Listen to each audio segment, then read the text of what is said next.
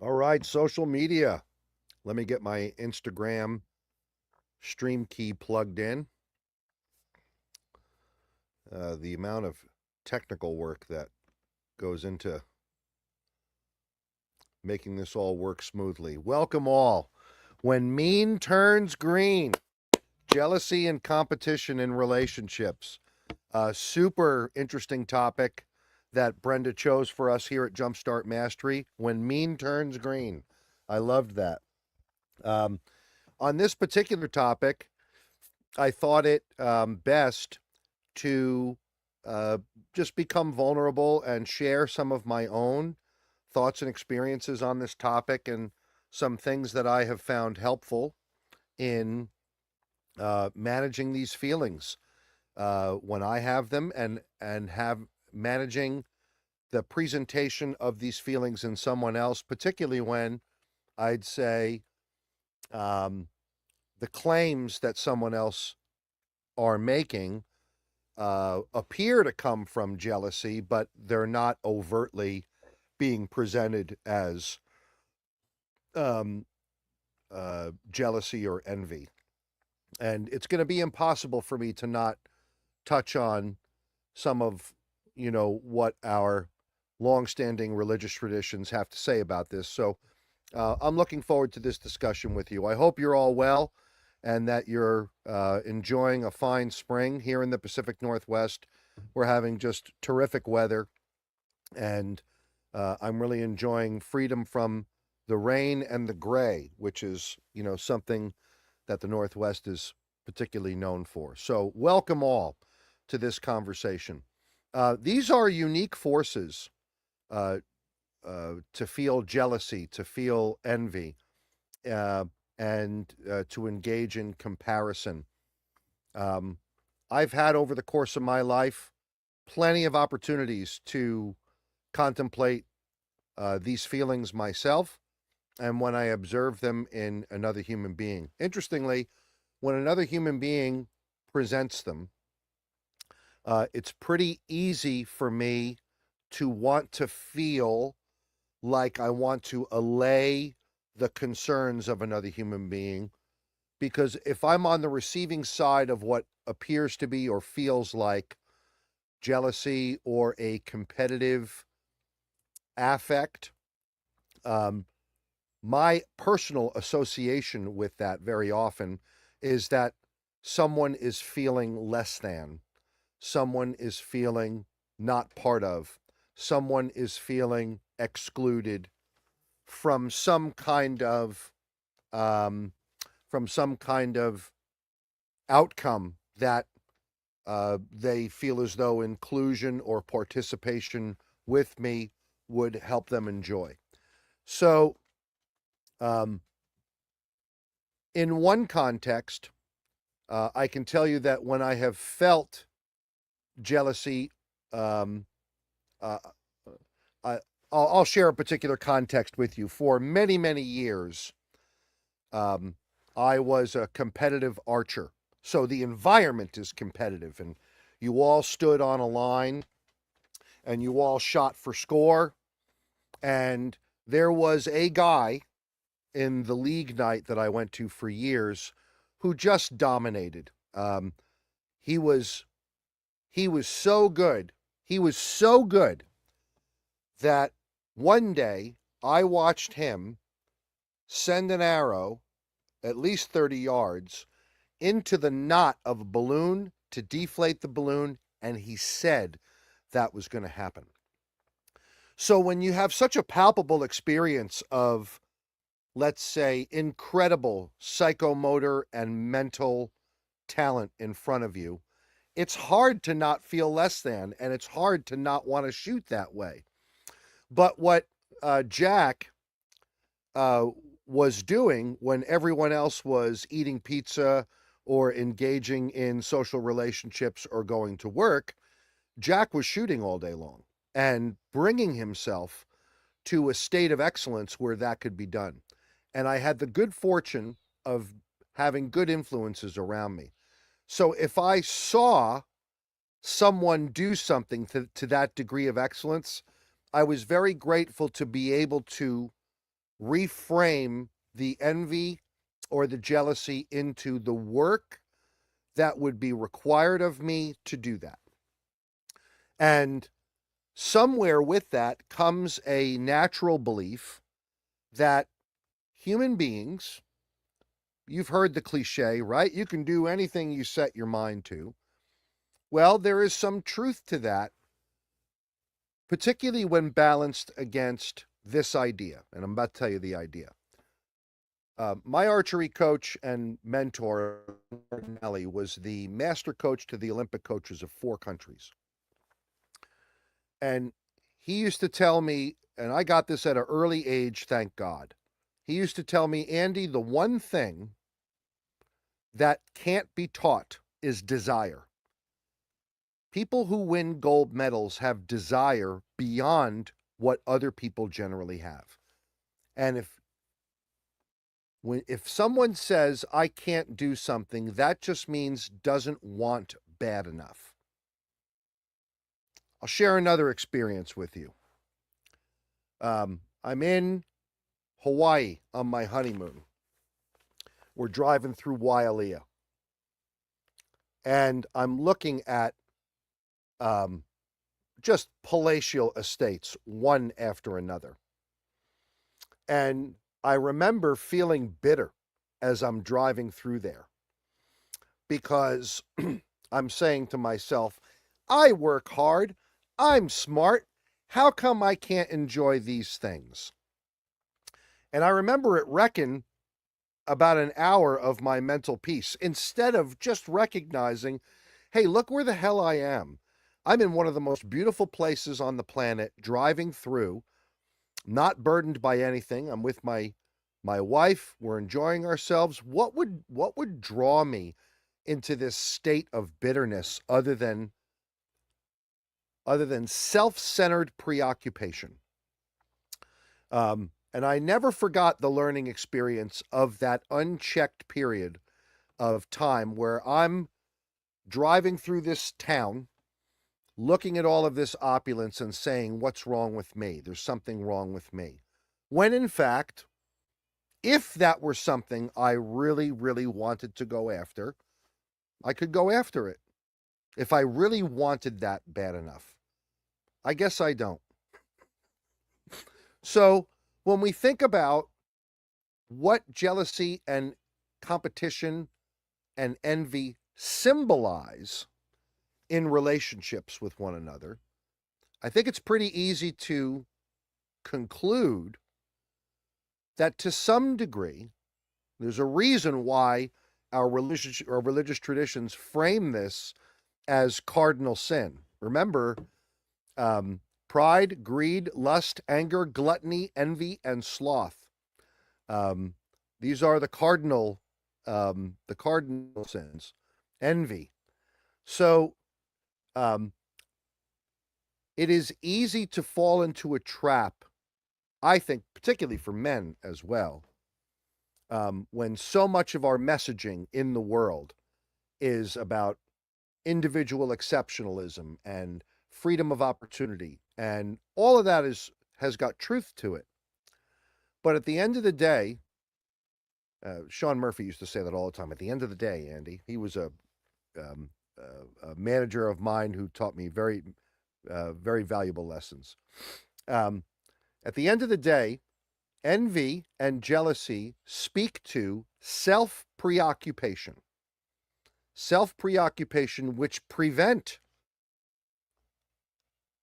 seeing opportunity. A sponsor of mine in recovery actually said to me once, and I love this expression, can't see God if I'm playing God. If I'm preoccupied with all that I don't have and all that I can't be and the unfairness of something, I am my own obstacle. Opportunity exists where vision limits are moved. What kind of a limit am I imposing on myself when I'm driving through a community and feeling what I'm feeling as I'm looking at all of this and acting like, I should have this too. How come I don't have this? Well, if I want it bad enough, I can go after it. But the fact of the matter is that um, what it takes, generally speaking, to, as I mentioned with Jack earlier, call, I'm going to hit that knot in a balloon and it's going to deflate slowly, and I'm going to do it from 30 yards. And in that snapshot, all of us are just jaw dropped with the execution of excellence that we just saw. What we didn't see is how hard Jack worked at being able to call a shot like that.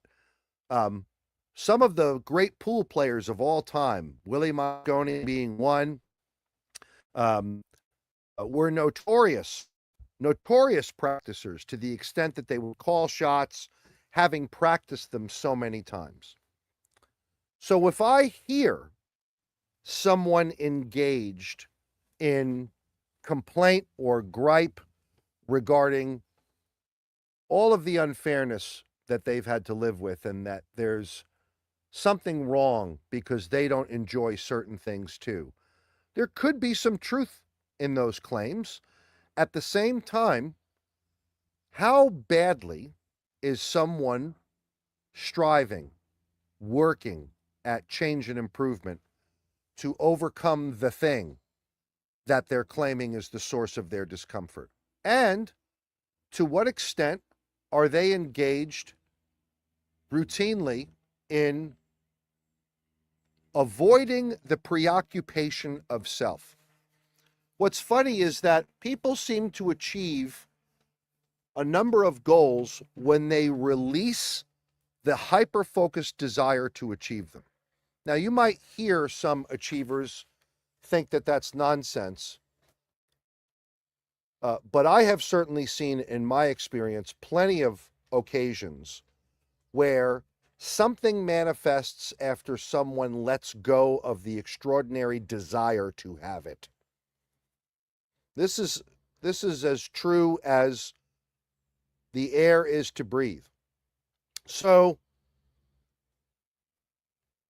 in relationship, I work in a field. I don't know if anyone has ever noticed this. I'll mention it here. I have a lot of friends in the education space in what we do in crisis de-escalation. One of the joys, as I age, I'm going to be 57 soon. One of the joys I have, and it's probably a matter of God's grace that I don't feel envy or jealousy at all with any of my colleagues or peers, for a couple of reasons. Number one, I know I'm extremely good at what I do. Period. I find comfort being with other people who are extremely good at this. If Scott Tillema called me tomorrow and said, I'm in trouble, I'm on a plane. I didn't know Scott my whole life. I could just sense years ago, this guy knows what's going on. He is a colleague and a peer of high skill. Gary Nesner, same thing. I feel honored when people in our space refer others to me for help or assistance with this particular thing. When I witness capacity, capability, and skill in this line of work, I appreciate more the effort it took for someone to get there than to engage in any kind of competitive affect, let's say because someone in our discipline talks about a principle more efficiently or better than I ever could. For whatever reason, I welcome that. And it's probably to some degree a product of maturity and aging at the same time. But I find the utility of complaint very, very small. It's signal for what I have to do if I want something bad enough. So if someone is if I'm managing the presentation of jealousy or envy or competitive spirit in someone else, here are the things that I would encourage you to, and I generally don't talk like this. I don't use a lot of I statements. I don't like I, but in this topic, it's so personal, it's hard to not do that. If I hear that in another human being, here are the things that I'm thinking.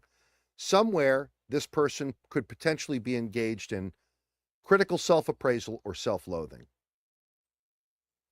Somewhere, this person is encountering barriers that they have been unable to traverse. Maybe they need assistance doing that.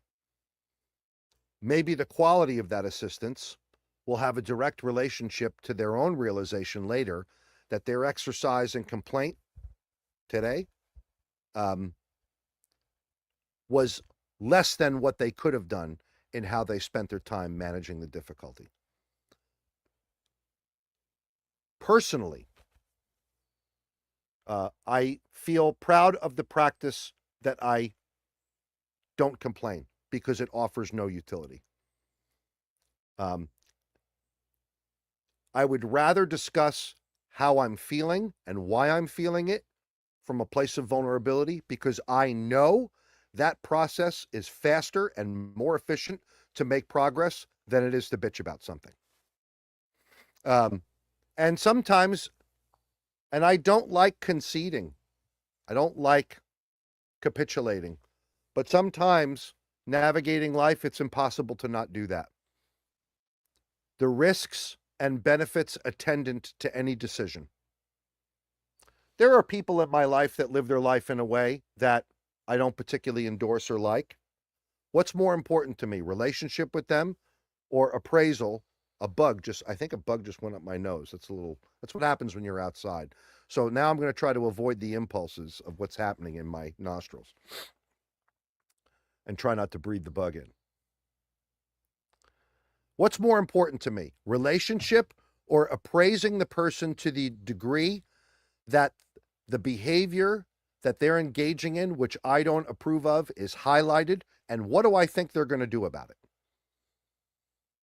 More often than not, if I engage in critical appraisal of someone, particularly when it's uninvited, I'm undermining relationship and any short-term benefit I might feel from letting someone know what I think, which undermines relationship, instead of describing how I feel when I'm observing it and revealing that I'm feeling that, and then talking about perhaps what my needs are, and then maybe even leveling a request of another human being.